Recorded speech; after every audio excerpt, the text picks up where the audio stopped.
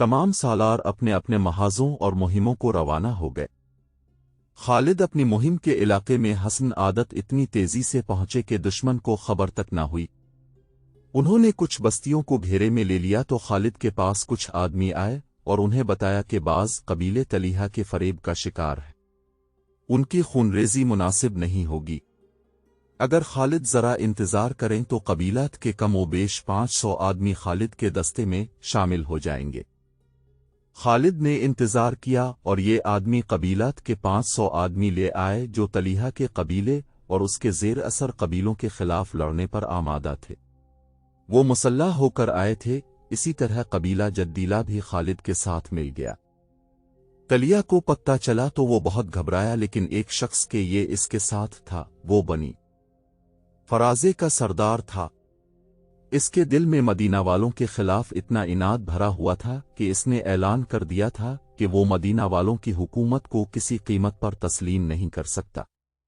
ग़ज़वा अहज़ाब में जिन 3 लश्करों ने मदीना पर हमला करने का मंसूबा बनाया था, इनमें से एक लश्कर का सालार यही शख्स एनिया बन हिस्न था। रसूल करीम ने अपने इस उसूल के मुताबिक कि दुश्मन को तैयारी की हालत में पकड़ो, मदीना से निकलकर उन तीनों लश्करों पर हमला कर दिया था। सबसे ज्यादा नुकसान एनिया के लश्कर को उठाना पड़ा। उसने मजबूर होकर इस्लाम कबूल कर लिया था, लेकिन इस्लाम के खिलाफ सरगर्म रहा। खालिद को पता चला कि तलिया के साथ एनिया है तो उन्होंने अहद किया कि उन दोनों को नहीं बख्शेंगे। खालिद ने पेश कदमी से पहले अपने 2 आदमियों अकाशा बिन मोहसन और साबित बन अकरम अंसारी को लश्कर से आगे भेज दिया कि वो दुश्मन की नक्लो हरकत कोई और बात देखें जो लश्कर की पेश कदमी के काम आ सके तो पीछे इत्तिला दें। दोनों चले गए और खालिद अपने दस्तों के साथ आगे बढ़ते गए। बहुत दूर जाकर इन दोनों में से कोई भी वापस आता दिखाई न दिया। कुछ दूर गए तो 3 लाशें पड़ी मिले जो खून में नहाई हुई थीं। 2 लाशें उन्हीं 2 आदमियों अकाशा और साबित की थीं जिन्हें खालिद ने आगे भेजा था। तीसरी लाश किसी अजनबी की थी। बाद में जो इंकिशाफ हुआ तबरी और कामूस के मुताबिक कि ये दोनों आगे जा रहे थे, रास्ते में उन्हें एक शख्स हब्बाल मिल गया। एक मुअर्रिख कामिल इब्न असीर लिखता है कि हब्बाल तलीहा का भाई था, लेकिन तबरी और कामूस उसे तलीहा का भतीजा लिखते हैं। अकाशा और साबित ने इसे ललकार कर कत्ल कर दिया। इसकी इत्तला तलीहा को मिल गई। वो अपने भाई सलमा को अपने साथ लेकर आ गया। अकाशा और साबित अभी और आगे जा रहे थे। तलीहा और सलमा ने घात लगाई और दोनों को मुकाबले की मोहलत दिए बगैर ही कत्ल कर दिया। खालिद आग बगूला हो गए और तलीहा की बस्ती पर जा धमके। एनिया तलीहा की फौज की कमान कर रहा था और तलीहा एक खैमा में नबी बना बैठा था। एनिया ने मुसलमानों का कहर और गजब देखा तो वो अपने लश्कर को लौटता छोड़कर एनिया के पास गया। वो तलीहा को सच्चा नबी मानता था। नबी एनिया ने तलीहा से पूछा, मुश्किल का वक्त आन पड़ा है, जिब्राइल कोई वही लाए हैं? अभी नहीं। तलीहा ने कहा, तुम लड़ाई जारी रखो। एनिया दौड़ता गया और लड़ाई में शामिल हो गया। मुसलमानों का कहर और बढ़ गया था। खालिद की चालें झूठे नबी के लश्कर के पांव उखाड़ रही थीं। एनिया एक बार फिर तलीहा के पास गया। या नबी? उसने तलीहा से पूछा, कोई वही नाजिल हुई? अभी नहीं। तलीहा ने कहा, तुम लड़ाई जारी रखो। वही कब नाजिल होगी? एनिया ने झिंझला कर पूछा। तुम कहा करते हो कि मुश्किल के वक्त वही नाजिल होती है। खुदा तक मेरी दुआ पहुंच गई है। तलीहा ने कहा, वही का इंतजार है। एनिया अपने लश्कर में चला गया, मगर अब इसका लश्कर खालिद के घेरे में आ गया था। एनिया घबराहट के आलम में एक बार फिर तलीहा के पास गया और इसे अपने लश्कर की कैफियत बताकर पूछा कि वही नाजिल हुई है नहीं? हाँ, तलीहा ने जवाब दिया, वही नाजिल हो चुकी है। क्या? तलीहा ने जवाब दिया, मुसलमान भी जंग लड़ रहे हैं, तुम भी जंग लड़ रहे हो। तुम इस वक्त को कभी ना भूल सकोगे। एनिया को कुछ और तवक्को थी, लेकिन तलीहा ने इसे मायूस कर दिया। इसे ये भी पता चल गया कि तलीहा झूठ बोल रहा है। फरेब ऐसा ही होगा। एनिया ने गुस्से से कहा, वो वक्त जल्द ही या रहा है जिसे तुम सारी हजरत उमर नहीं भूल सकोगे। एनिया दौड़ता बाहर गया और चला चला कर अपने कबीले से कहने लगा, ए बन्नू फराजे, तलीहा कज़्ज़ाब है, झूठे नबी के पीछे जाने मत गनवाओ, भागो, अपनी जाने बचाओ। बन्नू फराजे तो भाग उठे। तलीहा के अपने कबीले के लड़ने वाले लोग तलीहा के खैमा के अर्द गिर्द जमा हो गए। खालिद तमाशा देखने लगे। तलीहा के खैमे के साथ एक घोड़ा और एक ऊंट तैयार खड़े थे। कबीला तलिया से पूछ रहा था कि फिर अब क्या हुक्म है। तलीहा की बीवी जिसका नाम नवार था इसके साथ थी। तलीहा घोड़े पर सवार हो गया और उसकी बीवी ऊंट पर चढ़ बैठी। लोगों, तलीहा ने अपने कबीले से कहा, मेरी तरह जिसके पास भागने का इंतजाम है वो अपने बीवी बच्चों को लेकर भाग जाए। इस तरह इस कज़्ज़ाब का फितना खत्म हो गया। हजरत उमर के दौर खिलाफत में तलीहा ने उनके हाथ पर बैत की और मुसलमान हो गया था। खालिद ने और कई कबीलों को मुती किया और उन्हें इर्तिदाद की कड़ी सजा दी। उन पर अपनी शराइत आयद की। इस्लाम से जो मुनहरिफ हो गए थे उन्हें दोबारा हल्का बिगविश इस्लाम किया। तलीहा की नबूवत को भी खालिद ने खत्म कर दिया और एनिया जो यहूदियों से बढ़कर मुसलमानों का दुश्मन था ऐसा भागा कि इसने इराक जा दम लिया, मगर इसका जहर अभी पीछे रह गया था। ये जहर एक औरत की शक्ल में था जो सलम कहलाती थी। उसका पूरा नाम अहमजमल सलम बिन्त मालिक था। सलम बन्नू फराजे के सरदारों के खानदान की एक मशहूर औरत करफा की बेटी थी। रसूल करीम की जिंदगी का वाक़या है कि ज़ैद बिन हारसा उसामा के वालिद बनी फराजे के इलाके में जा निकले। ये कबीला मुसलमानों का जानी दुश्मन था। वादी अल-कुरा में ज़ैद का सामना बनी फराजे के चंद आदमियों से हो गया। ज़ैद के साथ बहुत थोड़े आदमी थे। बनी फराजे के इन आदमियों ने इन सब को कत्ल कर दिया और ज़ैद को गहरे जख्म आए। वो गिरते पड़ते मदीना पहुंच गए। जब इनके जख्म ठीक हो गए तो रसूल अकरम ने उन्हें बाकायदा फौजी दस्ते देकर बन्नू फराजे पर हमला के लिए भेजा था। मुसलमानों ने बनी फराजे के बहुत से आदमियों को हलाक और कुछ को कैद कर लिया। झड़प बड़ी खूनरेज थी। इन कैदियों में करफा फातिमा बिन्त बदर भी थी। इस औरत की शोहरत ये थी कि अपने कबीले के अलावा दूसरे कबीलों को भी मुसलमानों के खिलाफ भड़कती रहती थी। उसे मदीना लाकर सजाए मौत दे दी गई। इसके साथ इसकी कमसुन बेटी उम्मुल सलम भी थी। रसूल करीम ने ये लड़की उम्मुल मोमिनीन आयशा सिद्दीका के हवाले कर दी। उसे प्यार से रखा गया मगर वो हर वक्त उदास रहती थी। आयशा सिद्दीका ने इस पर रहम करते हुए इसको आज़ाद कर दिया। बजाय इसके कि सलम मुसलमानों की शुक्रगुजार होती कि उसे लौंडी न रहने दिया गया और इसे आज़ाद करके ऊंची हैसियत में वापस भेज दिया गया, इसने अपने दिल में अपनी मां के कत्ल का इंतकाम रख लिया और जंगी तरबियत हासिल करने लगी। वो सरदारों के खानदान की लड़की थी, इसमें क़ियादत के जौहर भी पैदा हो गए। उसने मुसलमानों के खिलाफ एक लश्कर तैयार कर लिया और मदीना पर हमले के लिए पर तोलने लगी। मगर मुसलमान एक जंगी कुव्वत बन चुके थे, इसलिए सलम मदीना के करीब आने की जुर्रत न कर सकी। अब तलीहा और एनिया को शिकस्त हुई तो सलम मैदान में आ गई। इसकी मां एनिया की चचाजाद बहन थी। जिन कबीलों ने खालिद से टुकर ली थी उन्हें ये लड़ाई बड़ी महंगी पड़ी थी।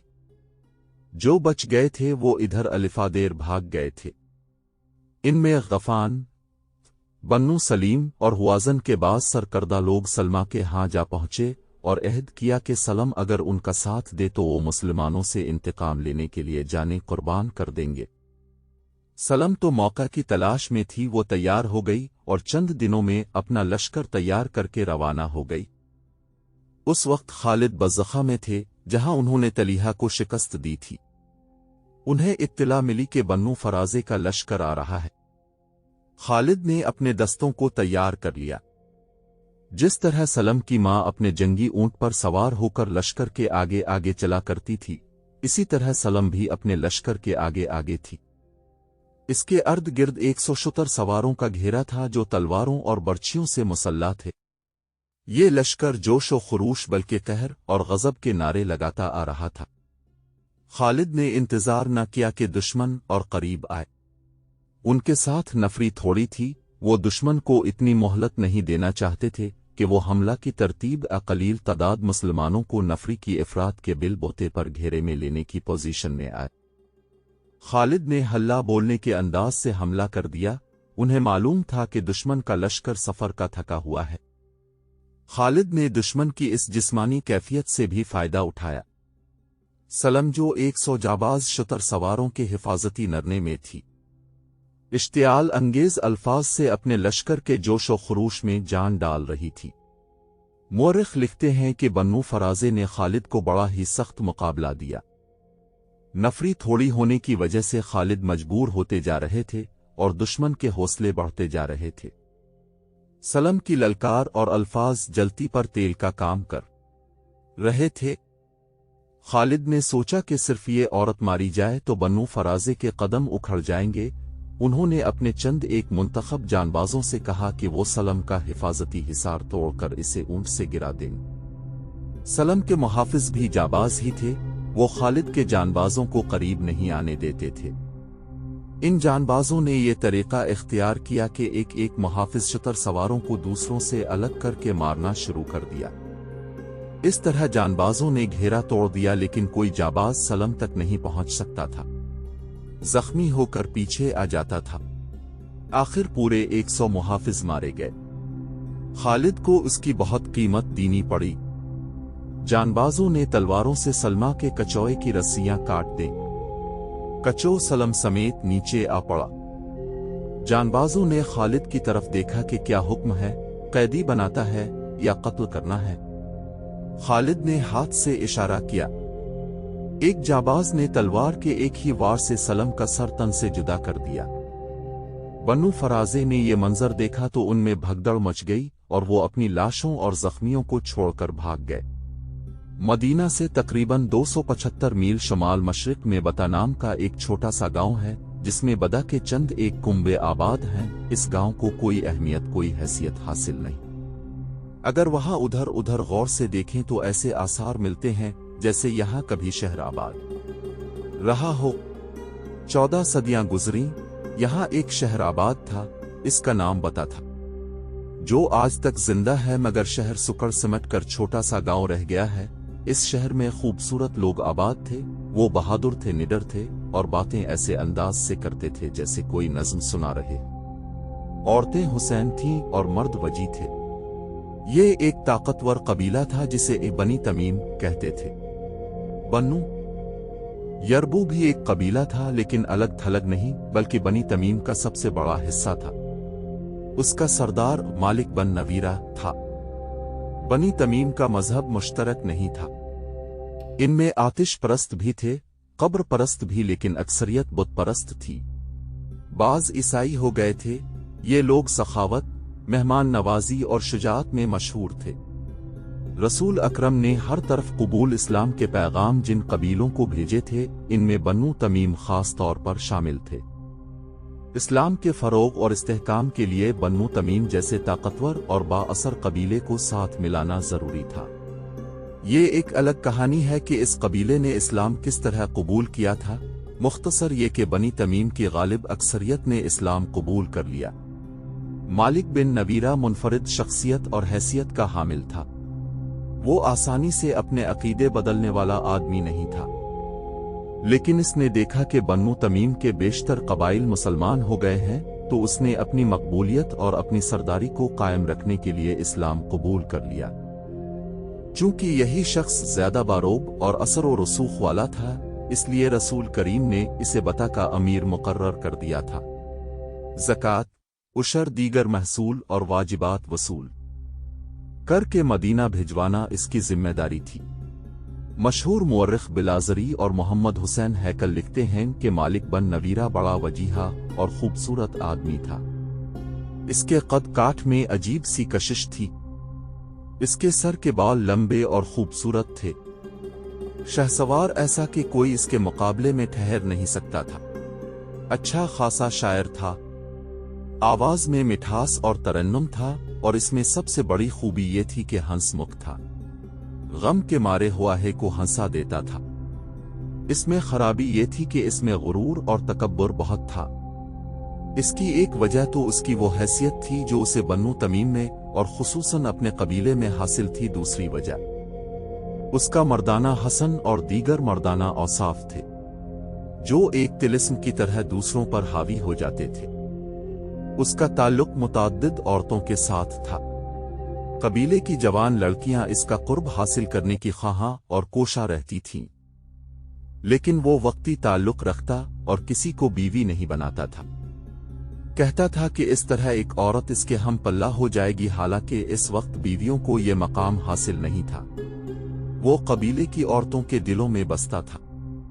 इसके दिल को मुसख्खर करने वाली औरत का नाम लैला था। मालिक बिन नवीरा ने लैला से शादी कर ली। लैला को कबीले ने उत्तम तमीम का नाम दिया था। रसूल करीम के विसाल की खबर मिलते ही मालिक बिन नवीरा ने मदीना वालों से नजरें फेर ली और जाहिर कर दिया कि इसने इस्लाम कबूल किया था, ईमान नहीं।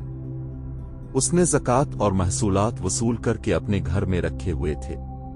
चंद दिनों तक इसने ये माल मदीना को भेजना था। उसने कबीले के लोगों को इकट्ठा करके उन्हें ज़कात और महसूलात वापस कर दिए। अब तुम आजाद हो। मालिक ने कहा, मैंने मदीना की जंजीर तोड़ डाली है। अब जो कुछ तुम कमाओगे वो सब तुम्हारा हो गा। लोगों ने दाद व तहसीन के नारे बुलंद किए। मालिक बहुत खुश था कि मदीना से ताल्लुक तोड़कर वो अपने कबीले का फिर खुद मुख्तार सरदार बन गया है, मगर उसकी खुशी ज्यादा देर तक कायम न रह सकी। 2-3 कबीलों के सरकर्दा आदमियों ने मालिक से कहा कि इसने मदीना से ताल्लुक तोड़कर अच्छा नहीं किया। मालिक ने उन्हें मदीना के खिलाफ करने की बहुत कोशिश की, लेकिन इसकी जबान का जादू न चल सका। ज़कात और महसूलात की अदायगी के मसले पर बन्नू तमीम 3 हिस्सों में बट गए। एक वो थे जो ज़कात वगैरह की अदायगी करना चाहते थे, दूसरे वो जो मदीना वालों के साथ कोई ताल्लुक नहीं रखना चाहते थे, और तीसरे वो थे जिनके लिए ये फैसला करना मुश्किल हो गया था कि वो क्या करें। इन सब के इख्तिलाफात इतने बढ़ गए कि कबीलों की आपस में खूनरेज लड़ाइयां शुरू हो गईं। इतने में सजा अपना लश्कर लेकर आ गई। सजा का जिक्र पहले आ चुका है। इसने नबूवत का दावा किया था। अलहारिस की बेटी सजा अपने लश्कर के साथ मालिक बिन नवीरा के कबीले बन्नू यरबू के इलाके में जा खैमाजन हुई। उसने मालिक बिन नवीरा को बुलाकर कहा कि वो मदीना पर हमला करना चाहती है। अगर तुम अपने कबीले को मेरे लश्कर में शामिल कर दो तो हम मुसलमानों को हमेशा के लिए खत्म कर सकते हैं। सजा ने कहा, तुम्हें मालूम होगा कि मैं बन्नू परबू में से हूं। खुदा की कसम। मालिक बिन नवीरा ने कहा, मैं तुम्हारा दस्तरास्त बन जाऊंगा, लेकिन एक शर्त है जो दरअसल हमारी जरूरत है। तुम देख रही हो कि बन्नू तमीम के कबीलों में दुश्मनी पैदा हो चुकी है। इन सब को मुसालहत की दावत देकर उन्हें मदीना पर हमला के लिए तैयार करेंगे। अगर ये मुसालहत पर आमादा न हुए तो हम उन्हें तबाह व बर्बाद कर देंगे। अगर तुमने उन्हें खत्म न किया तो ये सब मिलकर तुम्हारे खिलाफ हो जाएंगे। इनमें मदीना के वफादार भी हैं। उन्होंने सच्चे दिल से इस्लाम कबूल कर लिया है।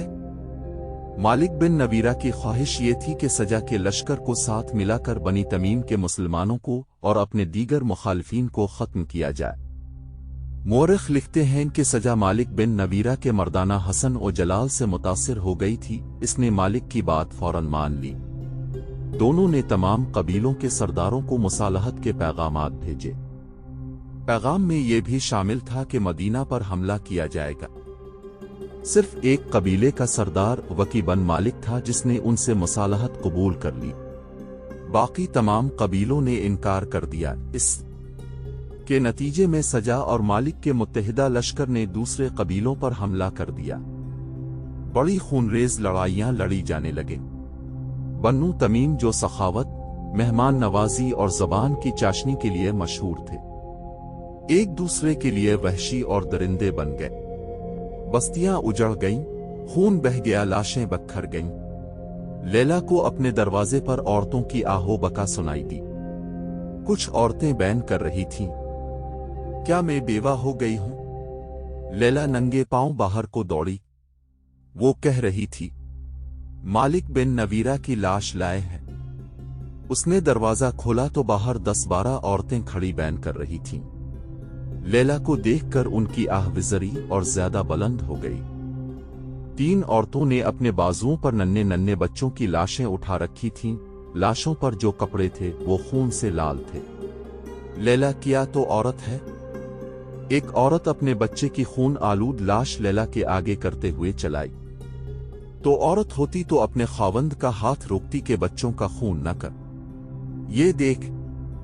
एक और औरत ने अपने बच्चे की लाश लैला के आगे करते हुए कहा, ये भी देख।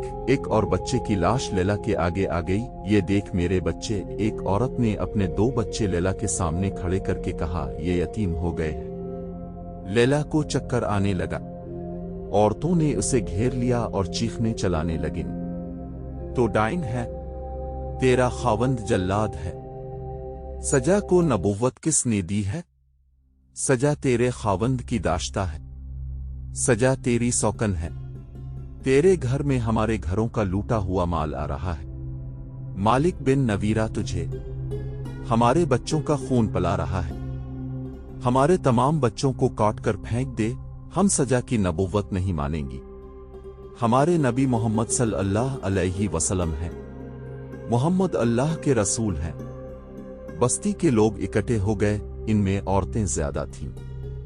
लैला ने अपना हुसैन चेहरा अपने हाथों में छुपा लिया। उसका जिस्म डोलने लगा। 2 औरतों ने इसे थाम लिया। उसने अपने सर को जोर जोर से झटका और वो संभल गई। उसने औरतों की तरफ देखा। मैं तुम्हारे बच्चों के खून की कीमत नहीं दे सकती। लैला ने कहा, मेरा बच्चा ले जाओ और उसे काट कर टुकड़े टुकड़े कर दो। हम चुड़ैले नहीं। एक शोर उठा, हम डाने नहीं। लड़ाई बंद कराओ। लूट मार और कत्लो गारत बंद करा। तुम्हारा खावंदो कै बन मालिक और सजा के साथ मिलकर लूट मार कर रहा है। लड़ाई बंद हो जाएगी। लैला ने कहा, बच्चों की लाशें अंदर ले आओ। माएं अपने बच्चों की लाशें अंदर ले गईं। लैला ने तीनों लाशें इस पलंग पर रख दें जिस पर वो और मालिक बन नवीरा सोया करते थे।